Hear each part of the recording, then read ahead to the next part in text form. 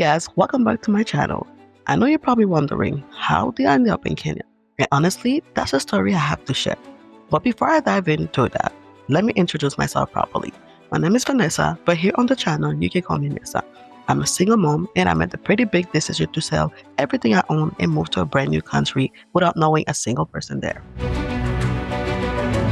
In May 2024, after traveling to 27 countries with my toddler, I found myself in Kenya. I was on a mission to find a new home, and let me be real with you, by that point, I was losing hope. I was giving up on my dream of finding the perfect place for us. But then, something unexpected happened.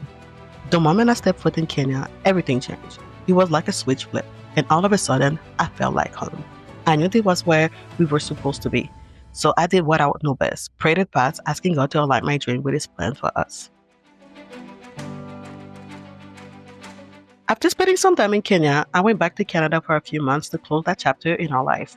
By November 2024, Noah and I were officially moving to Kenya. We have been living out of suitcase for almost 2 years, and we were so ready to settle down.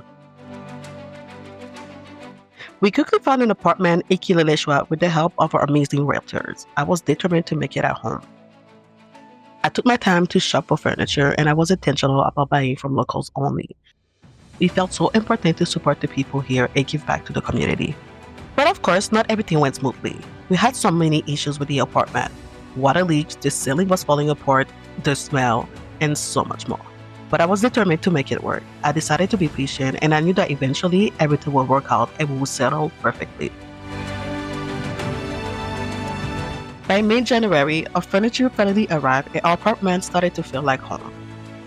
Noah and I were getting into a routine and I started to feel like a super mom. I was really proud of the life I was creating for my son and I.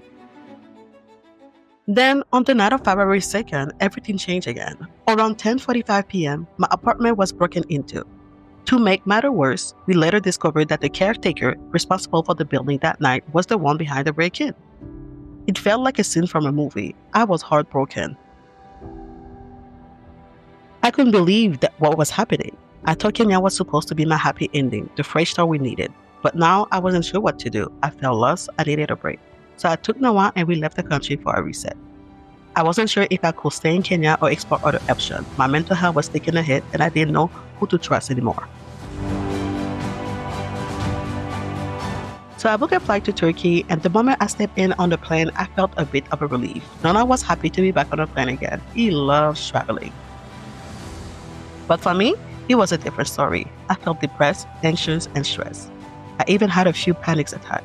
I kept questioning myself. Did I make the right choice by leaving Canada? After Turkey, we went to Saudi Arabia to spend time with a good friend. I needed to feel protected, and honestly, that's exactly what I got. We spent 2 weeks in Riyadh, and during that time, I focused on motherhood. Noah and I continued our homeschooling journey, and seeing him progress made me so proud.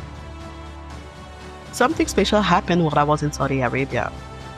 I had this deep urge to focus on my future. I started planning and writing down all my dreams and aspirations.